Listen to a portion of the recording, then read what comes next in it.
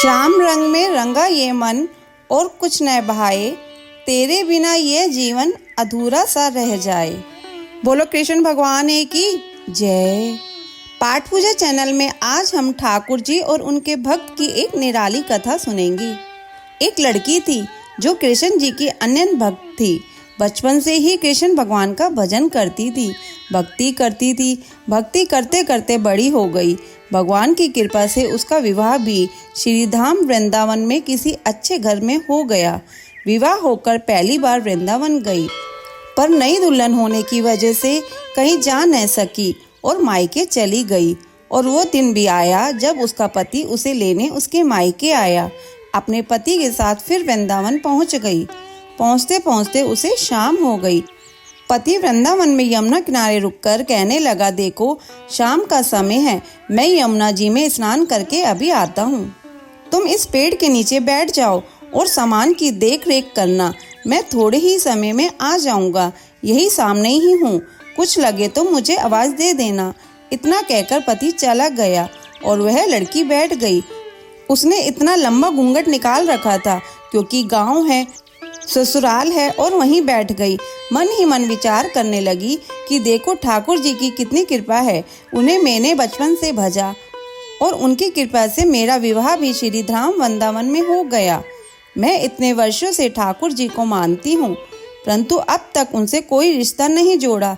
फिर सोचती है ठाकुर जी की उम्र क्या होगी, लगभग 16 वर्ष के होंगे। मेरे पति 20 वर्ष के हैं, उनसे थोड़े से छोटे हैं, इसलिए मेरे पति के छोटे भाई की तरह हुए और मेरे देवर की तरह। तो आज से ठाकुर जी मेरे देवर हुए।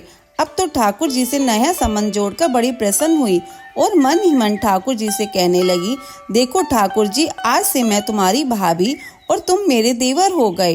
अब वो समय आ गया जब तुम मुझे भाभी भाभी कहकर पुकारोगे।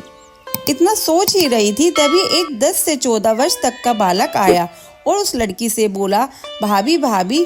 लड़की अचानक अपने भाव से बाहर आई और सोचने लगी, वृंदावन में तो मैं नहीं हूँ, ये भाभी कहकर कौन बुला रहा है। नहीं थी इसलिए घूंघट उठाकर नहीं देखा कि गांव के किसी बड़े बूढ़े ने देख लिया तो बड़ी बदनामी होगी। अब वह बालक बार बार कहता पर वह उत्तर न देती। बालक पास आया और बोला, भाभी जरा अपना चेहरा तो दिखाई दे। अब वह सोचने लगी, अरे यह बालक तो बड़ी जिद कर रहा है, इसलिए कस के घूंघट पकड़कर बैठ गई कि कहीं घूंघट उठाकर देख ना ले। लेकिन उस बालक ने जबरदस्ती घूंघट उठाकर चेहरा देखा और भाग गया। थोड़ी देर में उसका पति आ गया। उसने सारी बात अपने पति से कही। पति ने कहा, तुमने मुझे आवाज क्यों नहीं दी। लड़की बोली, वह तो इतने में भाग ही गया था। पति बोला, चिंता मत करो, वृंदावन बहुत बड़ा थोड़ी ही है, कभी किसी गली में खेलता मिल गया तो हड्डी पसली एक कर दूंगा, फिर कभी ऐसा नहीं करेगा। तुम्हें जहाँ भी दिखे मुझे जरूर बताना। फिर दोनों घर गए। कुछ दिन बाद उसकी सास ने अपने बेटे से कहा, बेटा देख तेरा विवाह हो गया है, बहू मायके से भी आ गई, पर तुम दोनों अभी तक बांके बिहारी जी के दर्शन के लिए नहीं गए। कल जाकर बहू को दर्शन कराकर लाना। अब अगले दिन दोनों पति पत्नी ठाकुर जी के दर्शन के लिए मंदिर जाते हैं। मंदिर में बहुत भीड़ थी।